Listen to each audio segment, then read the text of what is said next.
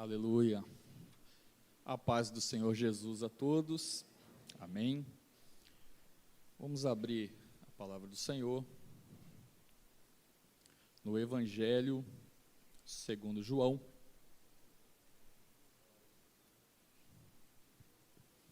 No capítulo 11, versículo 28.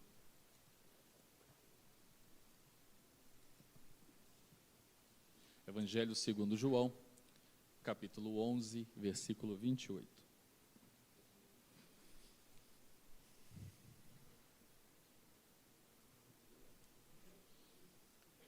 Vou pedir que o irmão, assim que a gente lê a palavra, mantenha a Bíblia aberta aí. E quem está sem Bíblia, pega uma carona aí com o irmão que está do lado aí. Evangelho segundo João, capítulo 11, versículo 28, a palavra do Senhor diz assim: E dito isto, partiu e chamou em segredo a Maria, sua irmã, dizendo: O mestre está aqui e chama-te. E ela, ouvindo isto, levantou-se logo e foi ter com Jesus. Pois Jesus ainda não tinha chegado à aldeia, mas estava no lugar onde Marta o encontrara. Vendo, pois, os judeus que estavam com ela em casa e a consolavam, que Maria apressadamente se levantara e saía, seguiram-no dizendo: Vai ao sepulcro para chorar ali. Podeis assentar, irmãos.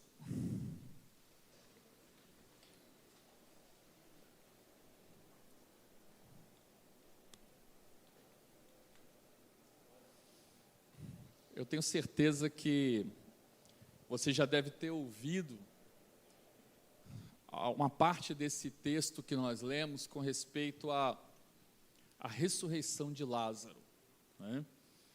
É um fato muito comentado em mensagens, em textos, né? Mas o nosso foco e o que Deus quer falar conosco nessa noite não é sobre o fato da ressurreição de Lázaro em si, mas na postura ou no comportamento de Marta. E eu queria te lembrar um pouquinho aqui para você se sintonizar no texto, que Jesus estava a uma distância da onde Lázaro estava. Lázaro e sua família estavam em Betânia, e alguém mandou um recado para Jesus de que Lázaro estava enfermo. Pelo que dá a se deduzir na palavra, quando Jesus recebe o recado, logo em seguida Lázaro já morre, né? Mas Jesus, ele está, a palavra fala que já um tempo aí que demorou em torno de 4 dias para que Jesus chegasse aonde Lázaro e família estavam. Observa que, diferente de alguns sinais que você vai ver na Bíblia, em que algumas pessoas estão enfermas, estão doentes, e aí Jesus passa, e eles clamam, eles oram, e acontece alguma coisa, a família de Lázaro, Marta e Maria, já conheciam Jesus, já tinham tido contato, ouvido os ensinamentos. Você vai ver no Evangelho de Lucas, aí mais Lucas 10, que Jesus, ele estava na casa de Lázaro em Betânia, e ele ensina a palavra, e as pessoas vão ali. Então já havia um entendimento da parte de Marta e Maria de quem era Jesus.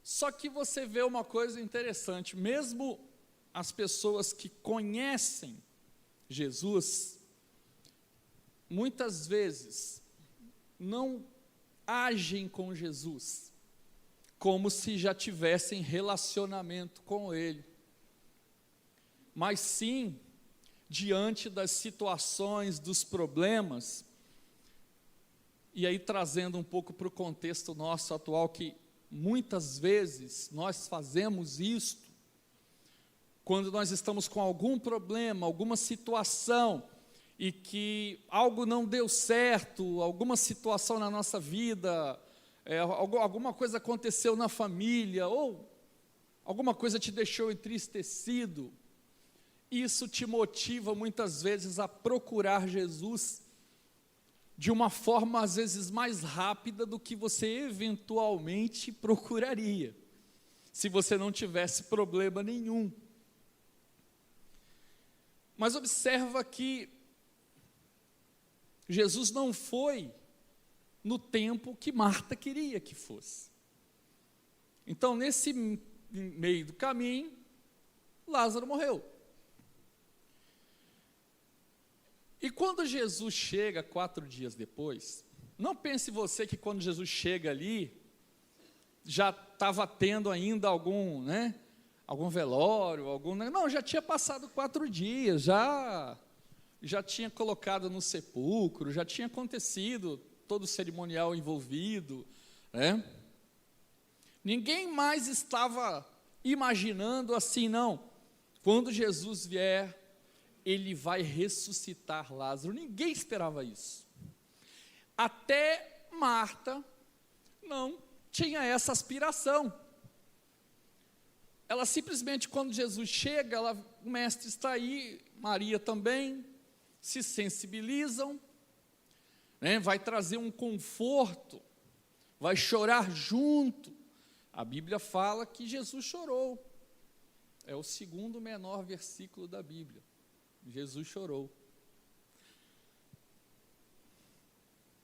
Mas observa que ninguém estava esperando que Lázaro ia ser ressurreto. E eu quero abrir um parênteses para você um pouquinho, para te lembrar de uma coisa, querido.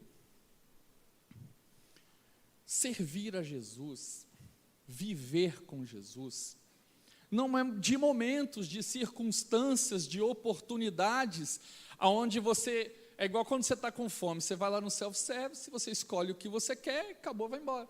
Relacionamento com Cristo não é assim.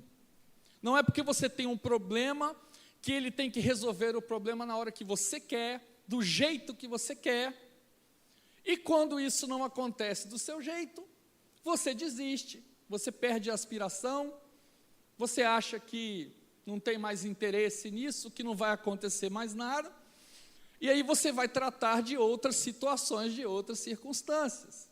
Esquece de quem é aquele que você tem relacionamento. Esquece de que aquele que estava ali não era um profeta comum, não era mais um que tinha uma palavra inteligente. Quem estava ali era o Filho de Deus, era o dono da vida, é o dono de todas as coisas. O Cristo que nós servimos não é um Cristo que opera só aqui dentro, não é um Cristo que só faz atos isolados. Cristo está constante na nossa vida, independente de que lugar você está, independente de onde você anda, a vida que Cristo dá tem que estar em você o tempo inteiro. Eu lembro quando Jesus ele está indo para Naim. Tem gente que acha que Naim é uma pessoa, né? Naim é uma cidade. Jesus estava indo para Naim e no meio do caminho vinha um cortejo contrário de um jovem que tinha morrido. Todo mundo esperava talvez que Jesus desse ali uma palavra interessante, né? Mas Jesus faz um negócio que ninguém esperava, Jesus toca. A Bíblia fala tocar no esquife, e algumas pessoas não entendem. Naquela época não existia caixão não, querido. As pessoas não eram enterradas em caixões, eram colocadas envoltos em panos. Então, quando Jesus coloca a mão, as pessoas imaginam assim, pronto, vai precisar se purificar, porque na lei de Moisés, quando a pessoa tocava em algo que era morto, deveria ser purificado. Aí os judeus que gostam de um pouco de, de criar uns misticismos em cima da coisa, achavam, isso herdou até um pouco do Império Romano, que a morte que estava naquele corpo passava para a pessoa, então a pessoa tinha que se purificar. Mas quem coloca a mão é justamente o dono da vida, querido. E aí o que acontece? A vida que está em Jesus passa para aquele corpo e aquele menino levanta. Então isso é limitar demais o poder de Deus. Então uma coisa que Deus quer falar com você nesta noite, antes de a gente seguir aqui com Marta, Cristo tem muita coisa para fazer na sua vida. Tem algo para mudar, tem algo para transformar, tem algo para agir, mas isso não é um dia no mês, uma semana. Não, querido, isso é o tempo inteiro Cristo agindo na sua vida. Nós temos que transformar isso no cotidiano. Cristo não só age quando eu canto um louvor na igreja, Cristo não só age quando você ouve uma palavra, Cristo age o tempo inteiro. Porque Ele é Deus, querido. Porque Ele é dono de todas as coisas. E isso é importante você entender. Vai ter momentos difíceis, você vai perder Lázaros na sua vida. Algumas coisas não vão dar certo. A gente tem uma imagem de que evangelho, agora sim, eu vou ser crente, tudo agora tem que estar certo. Tudo tem que ser do meu jeito. Tudo vai funcionar. Querido, vai dar coisa errada. Algumas coisas não vão dar certo. Mas uma coisa que você tem que entender, que mesmo que alguma coisa na sua vida morra, mesmo que alguma coisa na sua vida dê errado, se você tem relacionamento com Cristo, você sempre vai esperar algo mais. Agora, se você não tem relacionamento com Cristo, ou você esquece do seu relacionamento com Cristo, você vai... É mais uma coisa que se foi. Que foi justamente o que aconteceu com Marta aqui. Agora Jesus chegou atrasado, não ficou mais interessante aqui, algo não vai se resolver, porque não foi naquele momento, porque não foi como eu queria. E aí eu te lembrando que Marta, ela é famosa no meio evangélico, daquele, lá em Lucas 10, quando Jesus vai lá e Marta está trabalhando, aquele negócio todo, afadigada, e Maria está lá ouvindo Jesus, Isso, mas observa que a conduta de Marta é muito similar a muitas pessoas hoje, porque independente do relacionamento, porque eu não estou falando aqui para pessoas só para novo convertido não, querido, eu estou falando para gente madura, e a gente faz isso, a gente age como Marta, a gente olha para a Bíblia, critica Marta o tempo inteiro, mas nós fazemos a mesma coisa. E aí eu queria lembrar a você o seguinte, que independente do que você faça, do que você age, do que você pensa, se Jesus quiser fazer algo tremendo, Ele vai fazer. Não depende de você, porque aquilo que está determinado no reino, vai cumprir. Quando Jesus chegou ali, Ele já tinha avisado aos discípulos, dá uma lidinha aí nos versículos antes aí, você vai ver que Jesus falou com os discípulos, olha, Lázaro dorme, mas a gente precisa ir lá resgatá-lo. Aí os discípulos começaram a fazer teologia, Não, o que ele quis dizer de dormir era que ele está descansando lá, deve estar triste. Por que será que ele quis dizer? Eles começaram a bater. Jesus fala assim, o que eu estou querendo dizer é que ele morreu mesmo. Jesus fala desse jeitinho aqui. Jesus explica. Não, ele morreu mesmo. Aí Tomé até dá uma debochada. Então é bom que a gente vai lá, os judeus querem perseguir a gente, é bom que a gente vai lá e morre com eles também. Então Jesus explica, estava tudo escrito, já estava determinado, eu vou lá para fazer isso. Independente do que Marta fez, do que Maria fez, Jesus, interessante que Jesus chora, não foi só pelo fato de ver Lázaro morto, eu acho que isso foi até o mais fácil, já que ele sabia que ele ia ressuscitar, ele chora porque ele olha para elas e vê o seguinte, como é que essas moças que me conhecem, que já ouviram a minha palavra, que já conversaram comigo tete a tete, não creem que eu vou fazer algo aqui, não creem que eu posso fazer muito mais do que isso. E aí Marta começa a limitar a ação de Cristo. E aí eu gostaria de falar 3 pontos aqui para você perceber. E quando eu li nesse foco, no fim de semana passado, eu estava em viagem, irmãos, eu fiquei com vergonha de mim mesmo, eu me encaixei em muita coisa do que eu vou falar aqui, porque, infelizmente, o cotidiano, a correria, nos faz esquecer, ou até nem esquecer, às vezes nós deixamos o tempo tirar as promessas que Cristo já nos fez, os sinais que Cristo operou na nossa vida, ou aquilo que Deus moveu o sobrenatural. E uma vez eu falei isso aqui, toda vez que você esquece um pouquinho do sobrenatural, que você esquece um pouquinho da fé, aparece a razão para dar alguma lógica na coisa. Então observa um pouquinho sobre Marta. No versículo 21, Marta faz o seguinte: primeiro, ela limitou o poder de Cristo naquele momento. Observa que Marta e Maria, eu estou botando as duas no mesmo bolo aqui, né? Observe que quando Cristo chega, Maria até fala assim: ah, se o Senhor estivesse aqui, mas agora já foi. Então, nós limitamos Cristo no tempo, porque não aconteceu. Eu lembro que uma vez, eu estava num culto, que culto abençoado, foi um culto de ceia, muitos anos atrás, e um profeta vira para uma pessoa e fala assim: olha, Deus tem um chamado, falou para uma pessoa, né? Deus tem um chamado para você, mas falou claramente, aquela pessoa pulou, alegria, que bênção e tal. Passou-se uns 3 anos, eu encontrei aquela pessoa, e como é que você está, não sei o que, não sei o que. Irmão, eu fui dar de perguntar, porque eu lembrei, né? Eu estava no culto, e o culto foi, né? E aí, aquele chamar, vai acontecer mais não, aquilo não é para mim não, aquilo já foi. Eu falei assim: como assim, irmão? Como assim?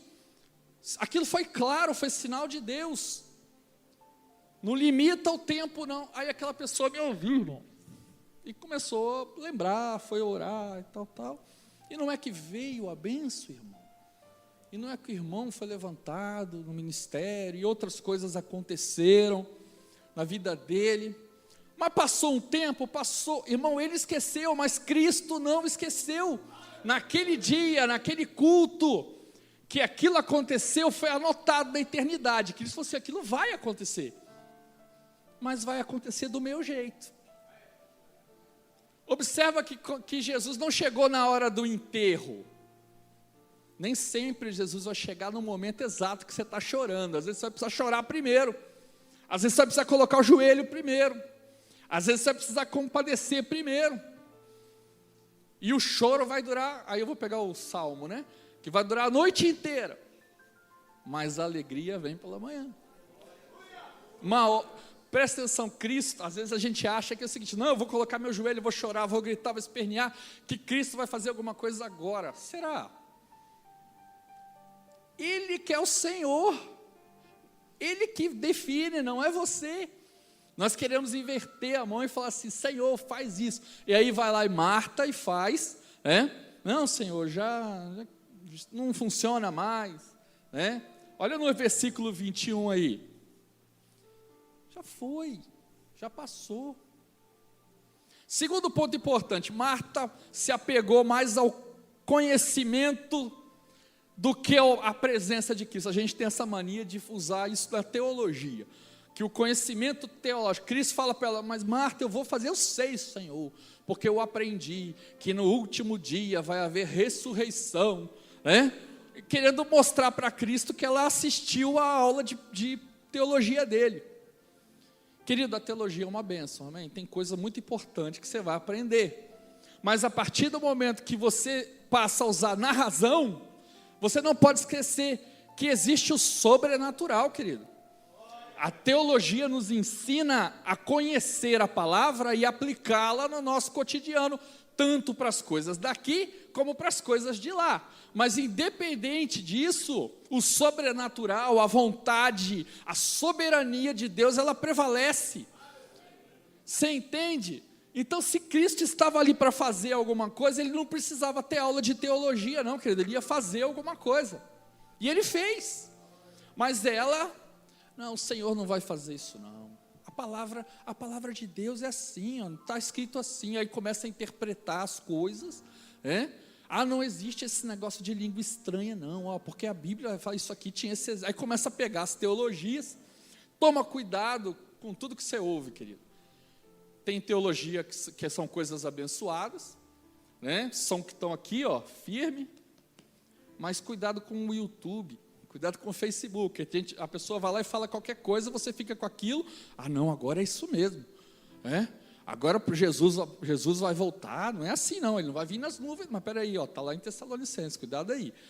Então tem que tomar cuidado, querido, mas uma coisa tem que lembrar, se tiver determinado, não interessa o seu conhecimento, não interessa o que você sabe, o que você pensa, o que você aprendeu, se Cristo tiver que fazer, Ele vai fazer. Porque nós não precisamos ser capacitados para estar na presença dEle, ao contrário, primeiro você entra, primeiro você vê o sobrenatural, primeiro você experimenta, e a capacitação Ele dá com o tempo. Tem um ditadozinho que a gente fala, né, que Ele não escolhe os capacitados, mas capacita os escolhidos, você já deve ter ouvido isso, né? É isso mesmo, falei certo, Paulo, me ajudei. De vez em quando eu erro esses negócios. Está entendendo? Se apega a Cristo, querido, se apega ao sobrenatural. Cristo vive, Ele habita na gente, através do seu Espírito Santo. Se você estiver na rua e você usar a sua autoridade que Cristo te dá, alguma coisa vai acontecer, claro. É sobrenatural. A gente gosta muito do evangelho da razão, do que dessa forma. Tem uma coisa que a gente ouve muito, que eu já ouvi várias vezes, e eu sempre falo, uma oportunidade eu falo aqui, cuidado com, eu aprendi assim, eu fui ensinado assim, né? Alguém me disse isto, e é deste jeito. Será? Cuidado que Cristo pode te surpreender com coisas que você nem imagina, e destruir todos esses valores que estão aí, que você acha que você tem, e te mostrar algo muito além do que você imagina. Marta não imaginava o que Cristo ia fazer, não. Ela não tinha ideia. Gostou da presença dele, estava ali, né? Mas agora observa o ponto mais triste da história no versículo 39, né? Jesus vai lá, olha aquela situação toda, vai lá no sepulcro, e Jesus dá uma palavra que todo mundo ficou revoltado.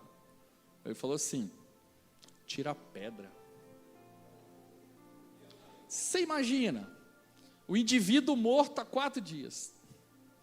Ele estava ali, ninguém estava crendo que ele ia fazer nada. Até os próprios grupos falaram: não, ele veio consolar, né? Ele ali e tal, ele veio aqui dar uma palavra, né? Alguns ainda deram até querendo ajudar Jesus. Não, ele bom e tal, né? Aí Jesus fala: tira a pedra. Irmão, todo mundo ficou doido. A própria Marta vira para Jesus e fala: como é que é? Senhor, já cheira mal. Tem 4 dias já foi. Você sabe o que é cheirar? Por que um corpo cheira mal, né? Porque ele entra em decomposição. Presta atenção, querido. Tem coisa na sua vida que você acha que já se decompôs, que você acha que já se desintegrou, que você acha que foi, a família, os negócios, a vida espiritual, o relacionamento com Deus já está tão ruim que nem você consegue ficar perto de você mesmo. O cheiro já está ruim, né? E aí Cristo fala um negócio que Ele fala para a gente todo dia: tira a pedra, tira aquilo que atrapalha. E é pesado tirar a pedra. Aquela pedra, irmão, não era um só que tirava ali, não, o negócio era, até porque eles colocaram ali com, aquele tipo de, era bem vedado ali e tal, e mesmo assim o cheiro escapava, né? Pedra de sepulcro não era pequena, né? É difícil tirar a pedra, querido, porque você muitas vezes não quer se esforçar para que isso ocorra. Você já cansou, já desistiu, e aí o Espírito Santo está só no seu ouvido assim: tira a pedra, se esforça, muda isso aí, tira isso aí que já não funciona mais, muda essa situação, faz diferente, se esforça. E você fica imaginando que as coisas de Deus, não, eu vou ficar aqui, vai vir do alto, eu não preciso fazer nada. Querido, tira a pedra, tira o eu, tira as ideias, tira tudo aquilo que é diferente, tira aquilo que está te atrapalhando. E quem deu essa palavra não foi Marta, não foi Maria, não foi o pastor, não foi ninguém da sinagoga, não foi o próprio Cristo, querido. Cristo todo dia fala isso para você, mas é difícil. Até você mesmo vai retrucar. Até uma coisa interessante, né? Eu estava vendo lendo sobre o rico e Lázaro, né? Que quando o rico está lá, né? Senhor, deixa que eu volte. Aí a Bíblia fala assim, né?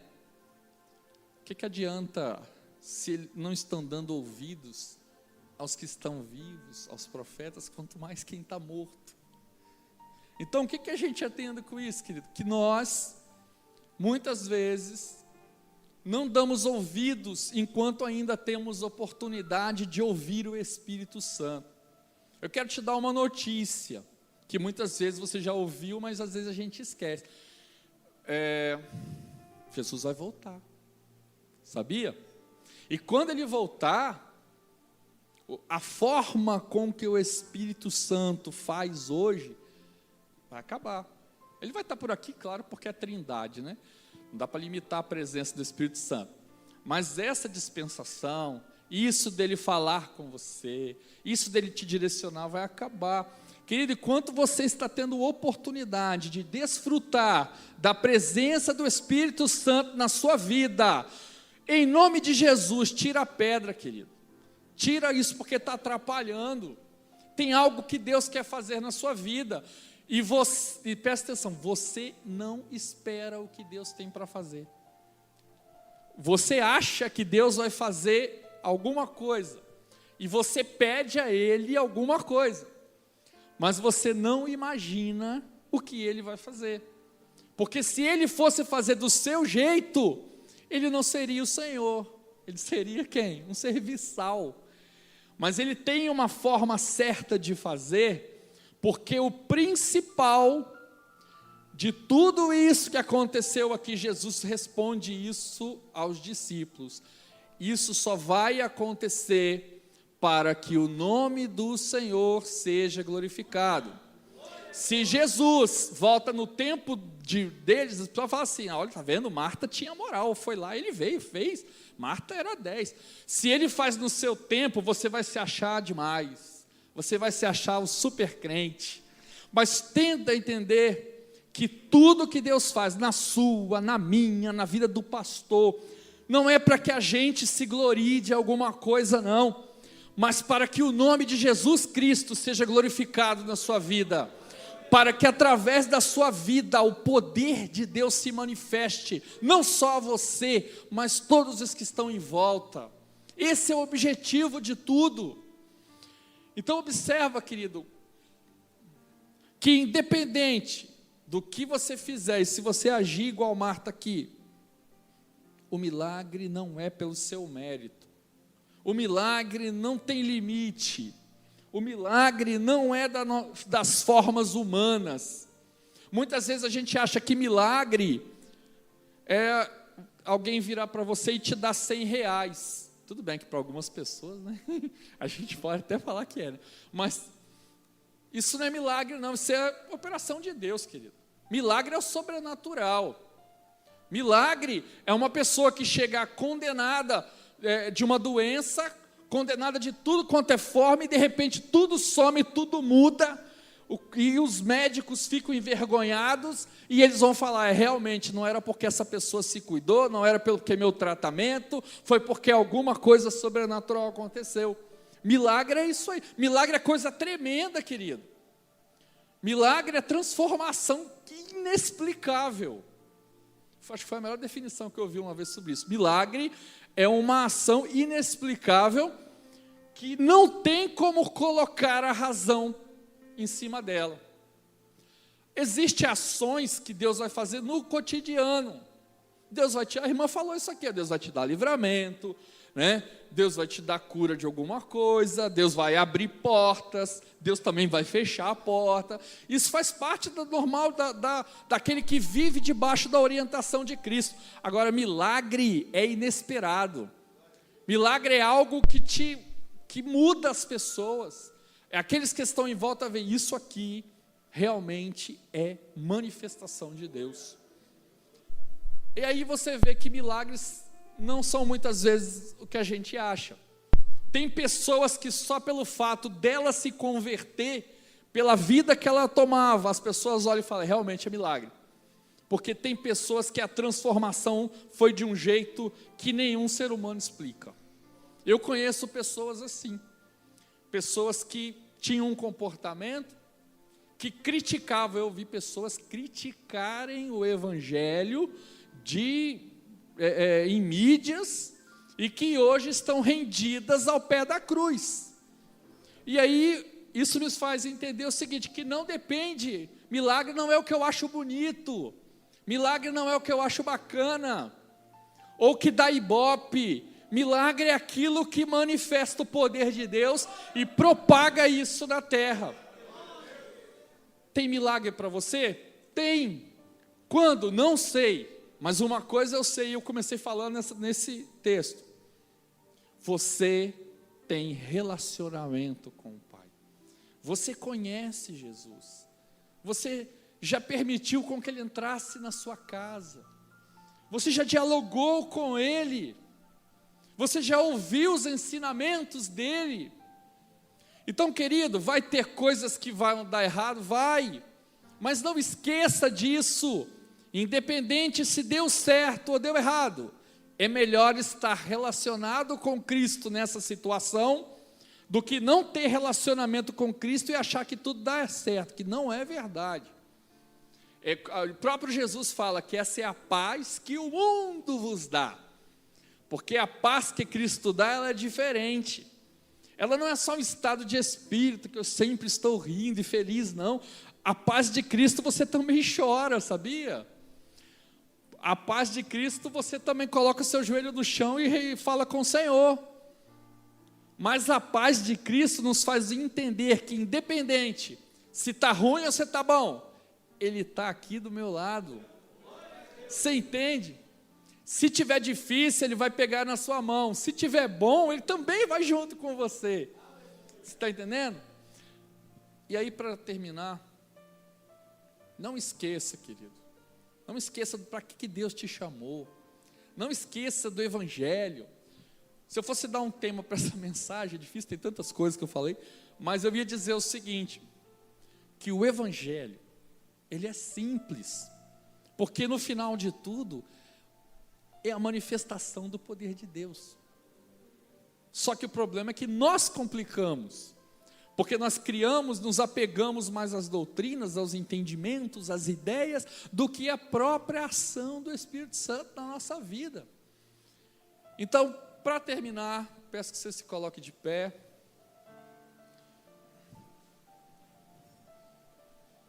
E nós vamos orar nesse instante. E eu vou fazer um apelo aqui, os irmãos vão... O pastor vai orar também. Eu tenho certeza que tem algumas pessoas que estão aqui, que estão precisando tirar pedras, que estão precisando remover alguma coisa, que está só faltando isso para algo de Deus acontecer na sua vida. Você já ouviu, já te falaram, você sabe disso, mas você não consegue tirar a pedra. Então, nesse instante, eu quero te chamar aqui para que nós oremos com você, para que pedras sejam removidas, para que algo de Deus na sua vida aconteça, para que uma transformação ocorra. Apresenta a sua vida nesta hora diante do Senhor. O Senhor quer que você dê esse passo. Às vezes é um passo simples, querido, é só vir aqui. Talvez esse vir aqui vai ser a pedra que falta remover. Mas tem algo que Deus quer fazer, tem algo que Deus quer mudar, e você sabe disso. E Ele está te chamando nesta noite, vem aqui, porque Ele vai te dar força para você remover essa pedra. Amém?